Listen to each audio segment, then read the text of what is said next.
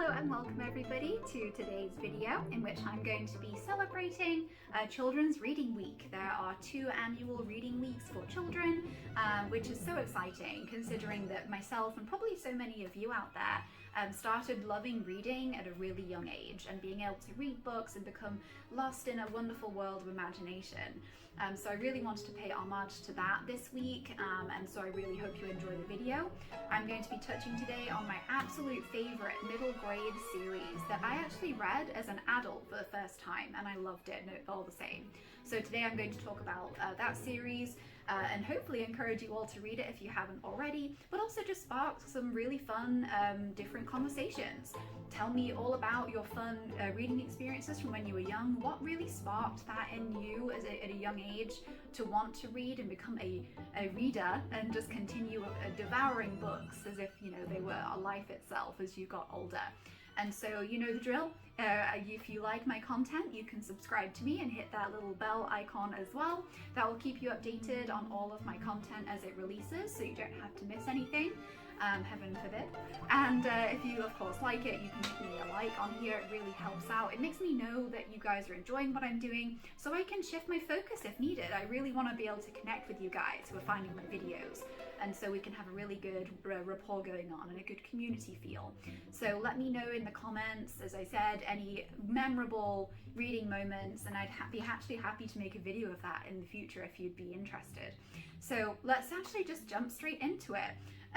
As you may have guessed from my thumbnail and my title, the series today that I'm going to be highlighting as my favorite middle grade to young reader series, bar obviously the Harry Potter you see in the background, is Percy Jackson, written by Rick Riordan. And I can just go on forever about how much I love this series, everything it represents, and just kind of how accessible it is to young readers and how different it is to a lot of books of the same middle grade to young reader kind of category. Obviously you may know I'm going to give a little bit of backstory about the series here.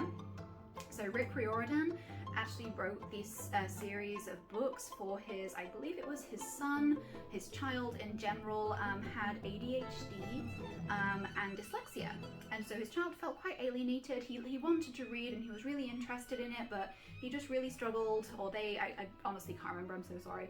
Let's say they just really struggled for so long to find something they could resonate with, and so Rick, kind of seeing that disparity in the market and seeing that there wasn't really any look at kind of young protagonists with dyslexia and ADHD, he decided to make them into superpowers, basically.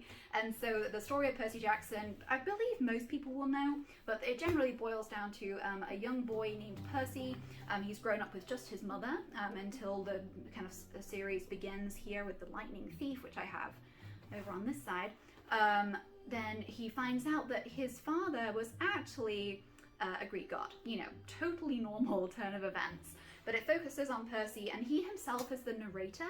So it is a first-person series, and because of that you just get really involved in the story. There's something to be said, and I will do a video about the differences of perspective in novels and how it makes us feel, and what works with which genre and which level of readership. But with this one being middle grade, the fact that Percy is talking to us as if it's just him and he's just telling us a story is so engaging. And it brings kids straight into it. I've at various points lent these out to my various nieces and nephews. People I used to work at schools and things were always really interested in this series because of that, and also because, you know, Greek mythology in this series is real, and it became integrated into our modern society. So there's this level of mysticism and excitement and danger. A lot of crazy stuff happens in this series. And actually, as I said in the thumbnail and the title of my video here, I read this as an adult. I was at college, I was in university, and I was, I believe, 20. I can't remember the exact age I started reading these, but I was grown up, basically, albeit, you know, still a big kid going to college, but I loved them all the same. I only wish I'd found them as a child, but I already loved reading, so I was very absorbed in Harry Potter. I read a lot of Jacqueline Wilson when I was growing up. It just really helped me make a lot of sense of things as a young woman kind of going through life. People who've read her work will understand. But it kind of almost made me feel like I was missing out, the fact I was coming to the party so late, because it was so fun. It was so fast paced.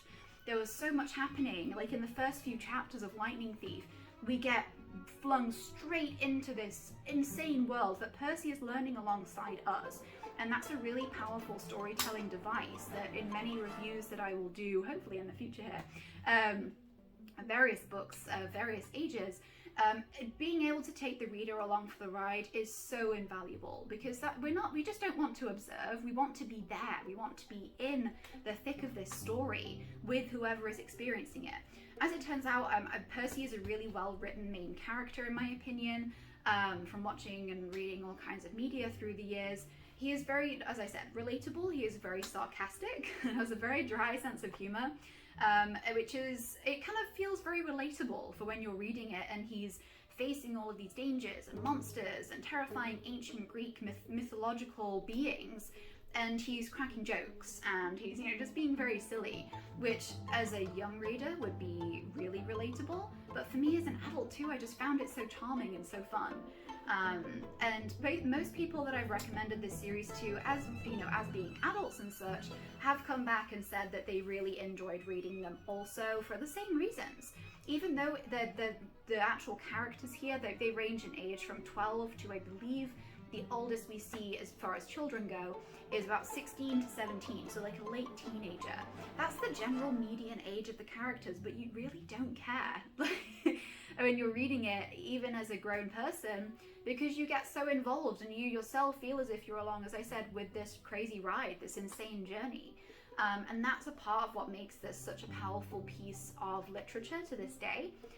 It may not be a classical, eloquent Secret Garden or the Chronicles of Narnia with its poignant religious kind of ties and kind of always persevering with this courage and this saintly feeling going on about it, which I also love the Chronicles of Narnia. It just punches straight into things that we would remember as 12 to 13-year-olds. All of these problems and these feelings and how we approach things is so different, and it really kind of hits home when you're reading them as an adult, because you can think, wow, like that, I can definitely relate to this, albeit not with the ancient mythology side of it. And if you had that as a child, then you had a better childhood than me. But it constantly is timeless, and it always will be for me. I recommend it to basically everybody I know, even if they're a grown-up, with children or grandchildren. If someone enjoys ancient mythology, if someone enjoys just kind of a quick, easy read, it is something I recommend all the time. And of course, to the younger people in my family, of which I have quite a few now, my husband's side has a lot of little people in it, which makes this even more fun for me to have this to pass on to them. And it just becomes such a wonderful, obviously it's Children's Reading Week. This week it will be ending on Sunday the 14th, which is a couple days from now. But it makes it a whole experience when you're reading something with your child, or if you've read it before and your child is excitingly telling you about it, you can relate to them and you can say, oh, I remember reading that when Percy was encountering the Minotaur in the Curse of the Labyrinth. You just get such a wonderful sense of connection. And I had that with my parents growing up. They read with me a lot, and then they read books that I started to read as I grew older, and it's just such a wonderful feeling of connection you get.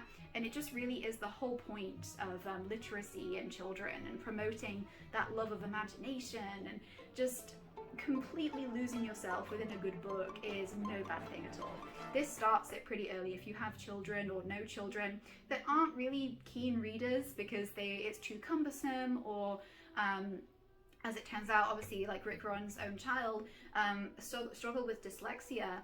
the fast-paced nature of this, and like the kind of representing children of these kind of neurological differences is really powerful. And you know, I know a lot of children with those kinds of learning differences within them that read these, albeit it took them a while, but they just related so much. It was literally the point of why Riordan put these books out there, to give that representation, that power to these kids. And it's just, I remember being devastated when I was first reading these that I did not have dyslexia or ADHD, because wow, how cool would it be to have a godly parent? Obviously, I'm like kind of being a bit over the top here. People with those conditions do struggle, but this kind of thing where they can see themselves in something is so amazing and wonderful. And that, among so many other reasons, the comedy is wonderful. It's so funny. Even as an adult, it's obviously definitely geared towards middle graders, but I found myself laughing throughout the series because of Percy's quick wit and his just dry, complete dismissal of just completely out of the norm stuff going on every day in his life. Like, there's just so many moments that are wonderful, and so many aspects of character development for Percy, for his companions Annabeth and Grover. They come across so much and they overcome so many challenges, and it's just a wonderful series that is enjoyable but has so many amazing messages in it as well. And it's, you know, it's a complete die-hard recommendation from me. If we've ever talked about books in real life, you know I have definitely talked about this one and how much it changed my reading life. I've since then bought a lot of Rick Riordan books. He's done all kinds of things through ancient Egypt, which I personally love, and I'll probably talk about in a different video at some point.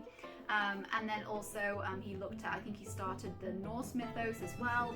It's bringing old stories to the forefront because it's mixed with modern things that we can relate to today. And that is amazing no matter what your age.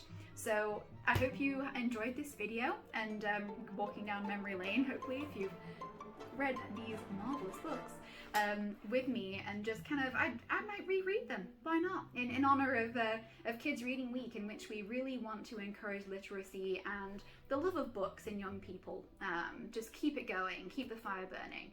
And as always, you can like this video, subscribe to my channel if you would, pretty please. It really helps me and my content, and I just really want to, as I mentioned earlier, make a community of things. And if you have any suggestions for videos, or if you've read a book that you want me to review, leave it in the comments down below, and I will get back to you here with more videos. On weekends is when I can normally film, so through the week you should see some new videos popping up for you, hopefully. And I hope you all have a great weekend, or whatever day it is where you are, and keep reading.